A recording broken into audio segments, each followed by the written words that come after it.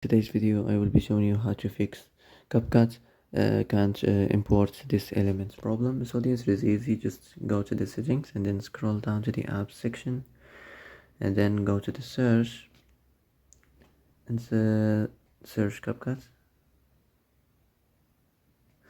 Then go to the storage and here you will see this clear cache option. Click on it.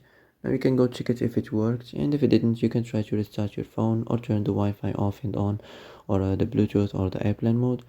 Also you can try to clear data but be careful. If you clear data, all the Capcut's data will be deleted. This includes all files, the settings, the accounts, the databases, etc. So be careful if you want to clear your data.